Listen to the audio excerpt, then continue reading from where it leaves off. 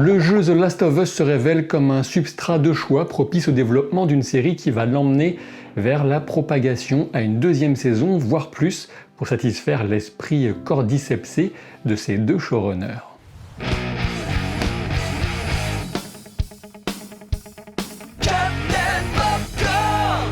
Cette analyse de l'épisode 2 sera full spoiler, donc destinée à celles et ceux qui ont vu l'épisode, difficile d'être plus clair. J'adore les histoires, en regarder, en parler, mais aussi en créer, et je veux me faire un peu d'auto-promo en vous parlant de Terre Profane, un univers, un jeu, une histoire de dark fantasy. Pour vous mettre dans l'ambiance, voici le générique d'introduction, et je vous en dis un peu plus juste après.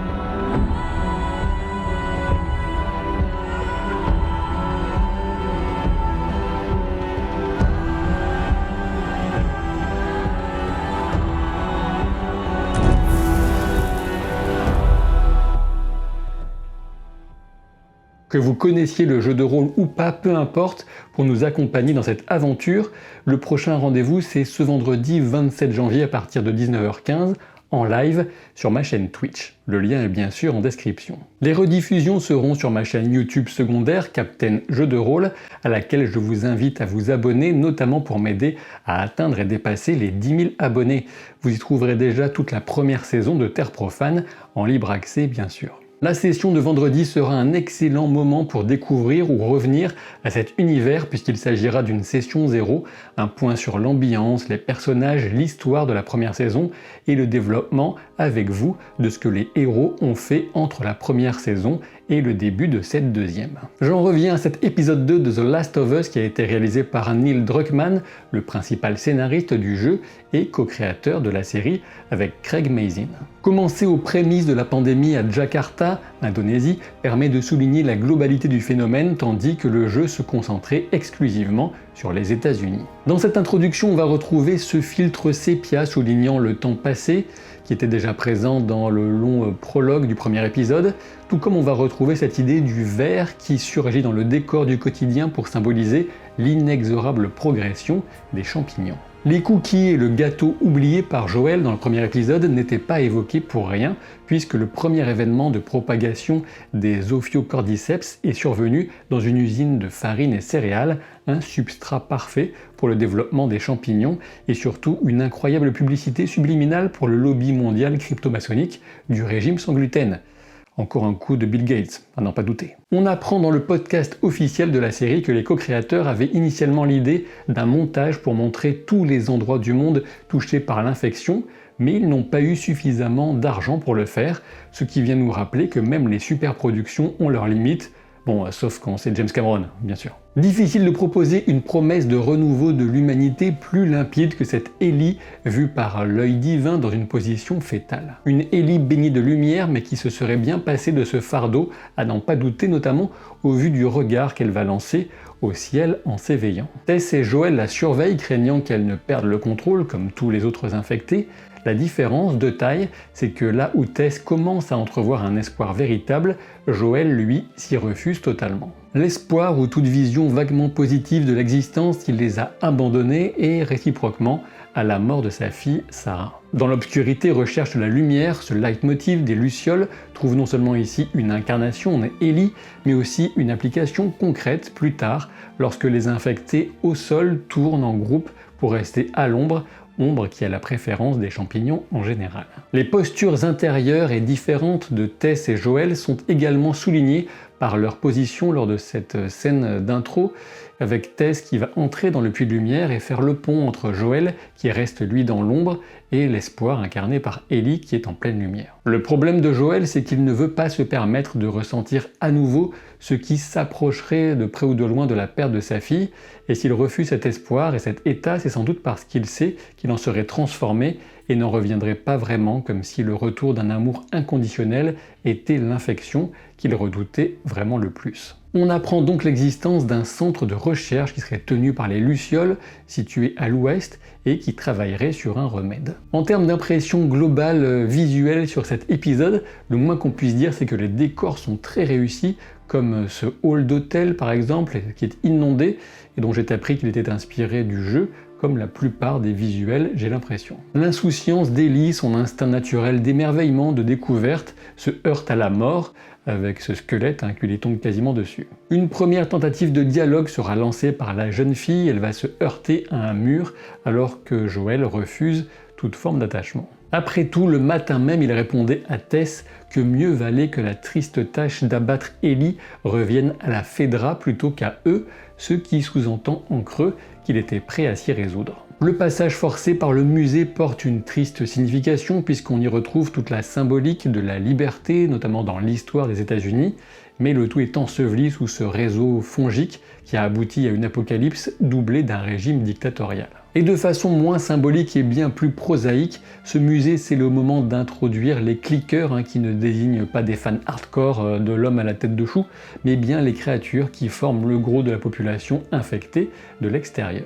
Énorme travail de prothèse et d'incarnation physique, vraiment convaincante sur ces créatures, d'autant plus cauchemardesques qu'elles étaient auparavant humaines. On apprend que les clickers sont aveugles et se repèrent uniquement au son, sachant que l'explication que Joel fait à Ellie a été ajoutée lors de reshoot, car la première version ne semblait pas assez clairement expliquer les choses, en tout cas pour certains spectateurs test. Le musée donne surtout l'occasion à Ellie de s'en remettre uniquement à Joel pour sa survie, et pour la première fois. Au fil de l'épisode et de certaines répliques, comme l'idée de se défendre en lançant des sandwichs au poulet, on comprend bien qu'Ellie souhaiterait bien quand même avoir une arme. Voilà qui pourrait, j'imagine, poser les jalons d'une violence à venir de la part de la jeune fille, sachant que la thématique de l'initiation à la violence chez les enfants ou les ados est un thème récurrent du schéma post-apocalyptique classique. Et en disant cela, je pense bien sûr à Carl de The Walking Dead, et à ce propos, même si The Walking Dead a le gros défaut d'avoir duré bien trop longtemps, il faut quand même reconnaître une grande intensité à ses premières saisons, qui étaient de haute volée. Passé l'excellent prologue de The Last of Us, je me demande si on aura des moments aussi forts dans cette saison que dans les plus marquants de The Walking Dead, qui vivra verra. Il paraît en tout cas que l'épisode 3 est particulièrement réussi, et nous verrons bien lundi prochain. Si au sortir du musée, Tess est aussi incisive envers Joel, notamment sur son manque d'optimisme, c'est qu'elle sait déjà qu'elle devra tenter de lui transférer le sien pour laisser à Ellie et à l'humanité une chance de survivre. Et il faut bien dire que laisser un personnage hors champ avec une créature à la morsure infectieuse, ce n'est jamais très bon signe dans un film ou une série. J'ai donc pas été vraiment surpris du sort réservé à Tess. Les Lucioles ont la fâcheuse habitude de mourir avant l'arrivée des héros, de toute évidence, et leur avant-poste semble venir confirmer cette règle tacite. Le fait qu'Ellie comprenne la situation avant Joel souligne peut-être qu'il s'est tellement refermé sur lui-même qu'il ne capte pas aussi rapidement qu'il le devrait les signes, une forme de manque d'empathie, du moins d'émotion émoussée par crainte encore et toujours de revivre le choc de la mort de Sarah. Même si la scène n'a jamais été tournée, les co-créateurs avaient discuté d'une scène du passé de Tess dans laquelle elle avait été forcée d'abattre son mari et d'enfermer son fils infecté incapable qu'elle était de lui tirer dessus. C'est un élément de contexte qui n'est pas dans la série donc, mais qui permet de saisir l'intention des co-créateurs de faire ressurgir un aspect un peu maternel chez Tess vis-à-vis d'Ellie. La relative similarité avec le cas de Joel manque peut-être un peu d'originalité, et on peut néanmoins remarquer que pour Joel, c'est un humain qui avait volontairement tiré sur sa fille et lui, tandis que pour Tess, eh bien, elle aurait conservé un peu plus de foi en l'humanité ayant perdu sa famille directement à cause de l'infection. Quoi qu'il en soit, le moment le plus fort de l'épisode réside sans doute dans le petit mouvement de recul de Joel quand Tess commence à approcher alors qu'il lui a demandé de lui montrer la morsure qu'elle a reçue. Ensuite, elle lui demande de sauver qui peut l'être, une façon de lui rappeler qu'elle est foutue, mais aussi de poser sur ses épaules, celle de Joel bien sûr, cet engagement qu'elle avait sans doute commencé à prendre vis-à-vis d'elle-même sans le dire, d'amener Ellie à bon port coûte que coûte. À ce moment, Tess évoque à demi-mot les sentiments à sens unique qu'elle a pour Joel, qui semble s'être engagé dans leur relation sans être capable de lui retourner l'amour qu'elle aurait espéré. Comme indiqué dans ma critique du premier épisode, je n'ai que très peu joué au jeu, mais j'ai appris qu'on avait deux différences notables entre le jeu et la série et qu'on découvre dans cet épisode. La première, c'est l'invention par la série d'une sorte de réseau de communication des champignons entre eux, ce qui s'appuie un peu sur certaines observations biologiques réelles. La seconde, c'est que la menace pesant sur les protagonistes à ce moment étaient les troupes de la Fedra dans le jeu, alors qu'il s'agit ici d'une foule d'infectés. Ces deux choix, ces deux différences me semblent pertinents. Il faut rappeler que l'épisode est réalisé par Neil Druckmann lui-même de Naughty Dog, donc le moins qu'on puisse dire, c'est qu'il estime que ce sont de bonnes idées. Quoi qu'il en soit, la combinaison de ces deux innovations nous amène à la scène du briquet et donc du baiser, sans aucun doute celle qui fera le plus parler. L'essentiel, je pense, c'est ici de comprendre qu'à ce moment, l'infection prend doucement mais sûrement le contrôle sur Tess et qu'elle n'est plus totalement maîtresse de son corps, de ses décisions, alors que ses tentatives d'allumer le briquet se font de plus en plus espacées. Par ailleurs, de toute évidence, les infectés se reconnaissent entre eux et le chemin le plus rapide vers le cerveau est sans doute par la bouche ou le nez. Ce baiser aussi dégoûtant que dérangeant rend plus cruel encore l'absence de baiser d'adieu entre Tess et Joel alors qu'ils se faisaient face pour la dernière fois. Un dernier sursaut de conscience et de liberté permet à Tess de provoquer l'explosion salvatrice pour Ellie et Joel. Entre ces deux-là, on est encore bien loin d'un début de simple complicité, alors que la caméra vient s'éloigner de la jeune fille, en même temps que Joel qui ne prend pas le temps de la réconforter.